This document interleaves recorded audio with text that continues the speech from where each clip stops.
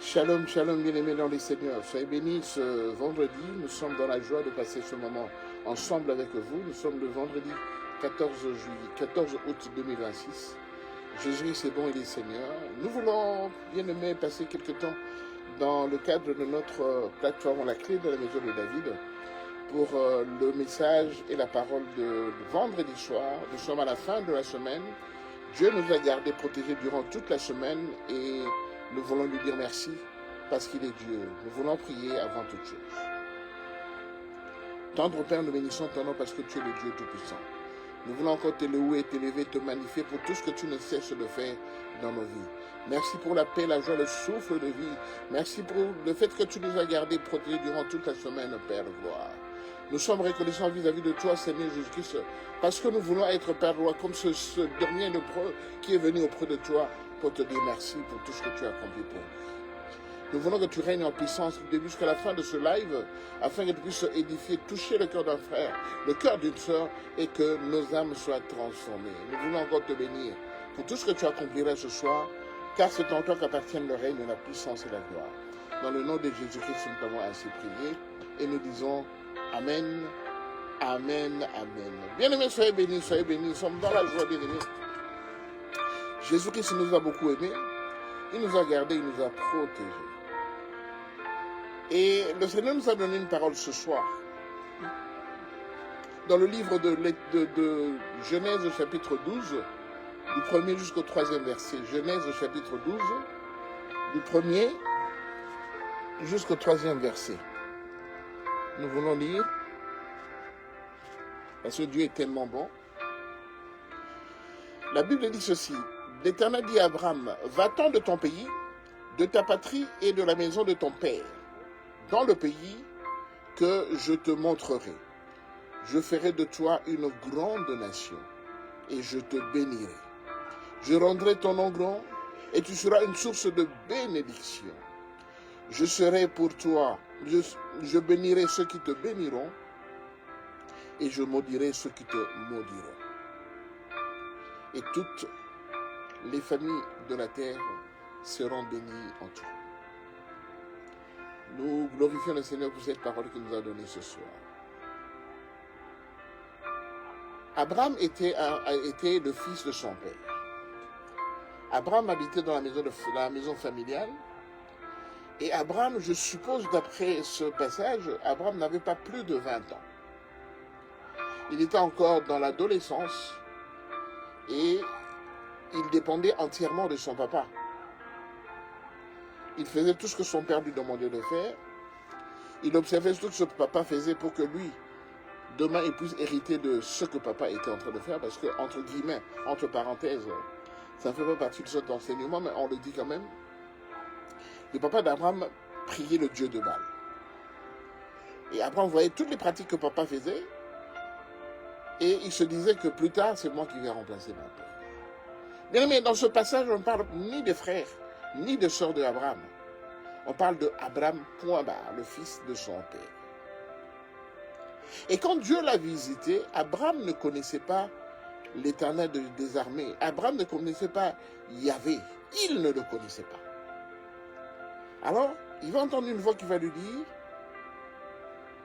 quitte la maison de ton père, quitte ton pays, quitte ta patrie, et je vais te montrer l'endroit où je vais t'emmener. Et il lui donne déjà des promesses, il dit, je te bénirai et je bénirai tous ceux qui sont en toi. Et tous qui étaient, toutes les nations de la terre seront bénis à cause de toi. Et Dieu lui dit, je bénirai ceux qui te béniront, je maudirai ceux qui te maudiront. Et il lui dit que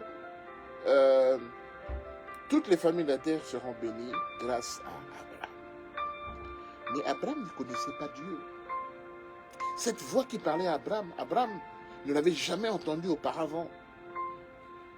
Mais le réflexe qu'il a eu, c'était d'obéir.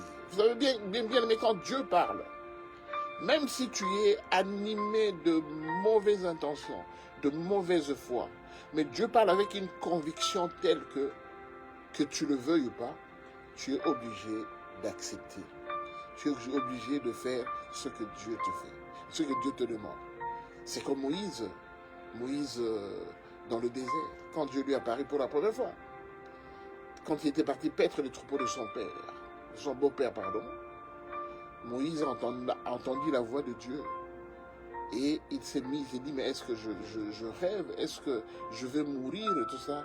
Et Dieu lui donne un ordre, enlève les chaussures que tu as, parce que l'endroit dans lequel tu te trouves, c'est un lieu saint. Et Moïse, sans broncher, sans discuter, il a obéi. Donc bien aimé, Dieu, quand Dieu nous parle, nous sommes obligés d'obéir. Et Abraham a obéi à la voix de Dieu, et il a suivi toutes les instructions que Dieu lui a données. Pourquoi nous parlons de ce passage d'Abraham qui ne connaissait pas Dieu? Pourquoi nous parlons de ce Abraham qui était un jeune marié dans la maison de son père avec tout ce qu'il possédait, tous les troupeaux? Pourquoi nous parlons de ce jeune Abraham qui ne s'était pas encore familiarisé avec Dieu, mais ce jour-là, il était obligé de suivre et d'écouter ce que Dieu lui demandait de faire, de partir avec toute sa famille, toute sa femme, ses troupeaux, et de partir aussi avec son neveu Lot. Ce qui nous pousse à le dire, c'est que Dieu n'est pas un ami. Dieu n'est pas notre ami. Dieu, c'est un père pour nous. Dieu, c'est un instructeur pour nous. Dieu, c'est celui-là qui dit à moi la chose s'accomplit. Dieu, c'est celui-là qui va envoyer sa parole et sa parole va guérir. Donc Dieu, quand il a parlé à Abraham de la sorte, Dieu savait qu'Abraham était marié. Dieu savait que la femme d'Abraham n'avait pas encore d'enfant. Voilà pourquoi nous parlons de ce passage. Bien aimé, tout le long de la vie d'Abraham, nous allons voir comment Abraham a évolué. Il a vécu avec les servantes de sa femme, avec tous ceux qui travaillaient pour lui, avec les rois qu'il a rencontrés parce qu'il y avait la famine. Il fallait bien se débrouiller pour pouvoir trouver quelque chose à manger. Avec toutes les péripéties qu'il a connues, Abraham a vécu en suivant ce que Dieu lui recommandait de faire. Quand bien même, bien aimé, au moment où Abraham a trouvé que ça tardait, et que sa femme trouvait que ça tardait, les promesses de pouvoir être parents, avoir des enfants biologiques, sa femme même a poussé Abraham à sortir avec l'une de ses servantes pour pouvoir obtenir de la descendance au travers de cette servante. Et nous verrons plus tard, bien aimé, que l'enfant qui naîtra, Dieu, il a accepté. Dieu a permis que Ismaël naisse. Mais ce n'était pas l'enfant de la promesse, parce que l'enfant de la promesse était Isaac. Bien aimé, j'aimerais seulement que vous puissiez comprendre que quand Dieu te dit quelque chose, quand il te donne une promesse, bien aimé, la promesse de Dieu finit toujours par s'accomplir. À moins que ce ne soit pas Dieu qui t'ait parlé. Mais aussi longtemps que tu vivras sur la terre, quand Dieu te donne une promesse, cette promesse, bien aimé, ce n'est pas une promesse qui est empoulée. Ce n'est pas une promesse qui est dite, envoyée en l'air. Mais c'est une promesse dont on verra les effets aussi longtemps qu'on sera en train de vivre. Dieu avait promis à Abraham qu'il serait le papa d'une multitude de nations. Donc, vous comprenez que donc, la multitude concerne sa famille biologique, ainsi que tous ceux qui vont s'adhérer à cette famille, tous ceux qui vont le suivre, tous ceux qui seront pour lui un peuple, et dont lui, il sera le patriarche. Bien aimé, allez aujourd'hui en Israël, et vous allez voir, bien aimé, dans le territoire qui est sous autorité palestinienne, vous allez voir, bien aimé, le tombeau d'Abraham, de Sarah, de toute sa génération, de toute sa descendance, à Hébron.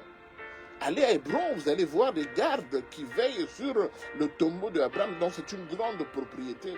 Et il y a des gardiens qui sont là pour veiller sur le tombeau de leur patriarche. Donc bien aimé, Dieu, il ne ment pas. Dieu, c'est quelqu'un qui ne ment pas. Que nous puissions nous mettre d'accord, Dieu ne ment pas. Quand vous lisez dans le livre de Habakkuk, chapitre 2, le verset 3, Habakkuk, chapitre 2, verset 3, la Bible dit ceci. car c'est une prophétie dont le temps est déjà fixé. Elle marche vers son terme et elle ne mentira pas. Si elle tarde, attends-la, car elle s'accomplira et elle s'accomplira certainement. Bien aimé, quand Dieu te promet quelque chose, quand Dieu te dit, mon fils, je te donnerai ceci, cela, ce Dieu-là, il ne ment pas. Et j'aimerais te dire, mon frère, ma soeur, que la prophétie de Dieu finit par s'accomplir. Elle finit par s'accomplir. Alors ce soir, je me permets que je puisse parler à un frère, à une soeur, qui a obtenu une promesse de Dieu depuis longtemps. Depuis longtemps, tu attends que Dieu agisse. Tu as une maladie incurable pour laquelle les médecins ne trouvent pas de solution. Ils ne trouvent pas la possibilité de pouvoir te guérir. Tu as un fardeau que tu n'arrives pas à t'en débarrasser parce qu'elle pèse sur toi. Depuis le temps que tu as commencé à prier, depuis le temps que tu as commencé à dire, Seigneur, enlève ce fardeau de mon dos. Depuis le temps que tu as commencé à implorer la grâce et la miséricorde de Dieu, mais ce fardeau est toujours sur toi. Bien-aimé, tu ne peux pas t'en séparer. Tu ne peux pas t'en séparer, que ce soit par rapport à la famille, par rapport au travail, par rapport à ce qu'on est en train d'entreprendre, par rapport à des collègues de travail. Tu as un fardeau qui ne te lâche pas. Et tu deviens incommodé à cause de ce fardeau. Tu n'arrives pas à t'en sortir. Le Seigneur te dit que si une prophétie de Dieu tarde à venir, il faut l'attendre. Il faut l'attendre, car elle s'accomplira, et elle s'accomplira certainement. La Bible dit également, bien aimé, dans le livre de Lamentation, chapitre 3, du verset 19, verset 22, la Bible dit ceci, bien aimé dans le Seigneur. La Bible dit, Dieu, c'est cette personne-là qui te dit, les bontés de l'Éternel ne sont jamais épuisées. Ses compassions ne sont jamais à terme et elles se renouvellent chaque matin. Bien aimé, les bontés de l'Éternel, Dieu est tellement bon, Dieu est tellement meilleur, Dieu est tellement merveilleux, Dieu est tellement exceptionnel pour nous. Parce que c'est pourquoi ces bontés, elles ne sont jamais épuisées. Dieu est bon. C'est pourquoi les Nigérians, les anglophones, ils disent God is good. Alors, toi, tu vas répondre all the time. All the time, God is good. Dieu est bon tout le temps. Bien aimé, je me dire à quelqu'un qui est découragé, qui est épuisé parce qu'il attend une promesse de Dieu qui date. Bien aimé, Sarah, prenez seulement l'exemple de Sarah. Sarah est restée pendant combien d'années? Combien d'années Sarah est restée attendre que la prophétie de Dieu s'accomplisse? Sarah a vu comment son mari, il faisait le travail du Seigneur. Il évoluait finalement. Ils se sont séparés avec Lot. Abraham a pris à gauche, Lot a pris à droite. Ils se sont séparés, ils sont partis. Sarah observait comment Abraham se comportait.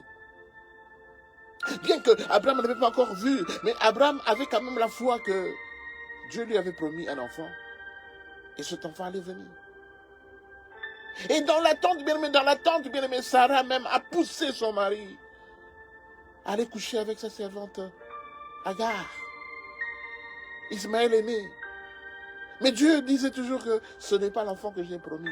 Bien aimé, entre Ismaël et Isaac, il y avait quelque chose comme 11 ou 12 ans d'écart. Parce que Dieu savait qu'il allait agir à son temps et au moment où lui voulait. Bien aimé, des fois nous nous trompons. Des fois nous voulons que Dieu agisse selon nous. Mais bien aimé, les calculs de Dieu ne sont pas mes calculs. Quand Dieu veut agir, il agira selon lui, mais il n'agira pas selon moi. C'est pourquoi il nous est dit dans le livre d'Habakkuk, quand une promesse de Dieu tarde à venir, il faut l'attendre. Parce qu'elle s'accomplira. Bien aimé, je reviens toujours sur ce que je vais dire maintenant. L'essentiel pour moi, c'est d'avoir Jésus-Christ qui se trouve dans ma barque. Même si ce Jésus-là, il est endormi et que je suis menacé par les tempêtes, par les flots, par les marées, je suis menacé, bien aimé, de chavirer. Mais aussi longtemps que Jésus fait partie de ma barque, il est dans ma barque, il est endormi, je ne craindrai rien. Parce que je sais qu'à un moment, il va se réveiller. Bien-aimé, l'essentiel dans notre vie, c'est d'avoir avec toi Jésus-Christ de Nazareth. Si tu n'as pas Jésus dans ta vie, tu es un homme mort. Si tu n'as pas Jésus-Christ dans ta vie, tu es un homme qui est voué à rien. Tu n'obtiendras rien parce que tu n'as pas avec toi le Maître. Aïe, aïe, aïe, aïe. Le Maître. Bien aimé, partagez cet enseignement. Le Maître qui est Jésus. Bien aimé, j'aimerais dire à quelqu'un qu'une promesse de Dieu n'est jamais périmée. Vous savez, quand tu prends une boîte de conserve, quand tu achètes une boîte de conserve et que tu veux la manger, tu regardes d'abord la date de péremption. On te dit que voilà, nous sommes en 2026, la boîte sera périmée aux environs du mois de juillet, août 2027. Donc avant au juillet, août 2027, il faut avoir consommé ce que tu trouves dans la boîte de... ce que tu trouves dans cette boîte de conserve. Parce que sinon, si tu dépasses le moment, tu dépasses la date, la boîte va s'infecter d'autres choses. Et quand tu vas manger ça plus tard que la date de péremption, tu risques de tomber malade. Mais j'aimerais te dire que quand Dieu te promet quelque chose, dans la promesse de Dieu, il n'y a point de date de péremption. Le problème, c'est que nous, des fois, nous ne sommes pas patients. Or, la patience est un fruit de l'esprit. Galates chapitre 5. La patience est un fruit de l'esprit. Bien aimé, des fois nous sommes impatients, nous voulons voir que la promesse de Dieu s'est réalisée. Mais Dieu nous demande d'être patients. Parce que quand il te promet quelque chose, il va te donner. Il n'est pas, la Bible dit dans le livre de Nombre, chapitre 23, verset 19, la Bible dit, il n'est pas un fils de l'homme pour mentir, ni un fils de l'homme pour se repentir. Dieu ne ment pas. Il ne se repent pas. Ce qu'il t'a promis, il l'accomplira. Et il l'accomplira, bien aimé. Et cet accomplissement, cette promesse s'accomplira certainement dans ta vie. Alors j'aimerais dire ce soir à un frère, j'aimerais dire ce soir à une sœur, tu as longtemps attendu. Cette grossesse que tu attends dans le mariage n'arrive toujours pas. Des fois elle arrive, mais 2-3 mois après tu fais une fausse couche. Mais j'aimerais te dire que ce que Dieu t'a promis finira par arriver. J'encourage un frère, j'encourage une sœur ce soir pour lui dire que Dieu, quand il promet, il le réalise. Et quand Dieu t'a dit que je ferai ceci, il ne t'a pas donné une date butoir. Non.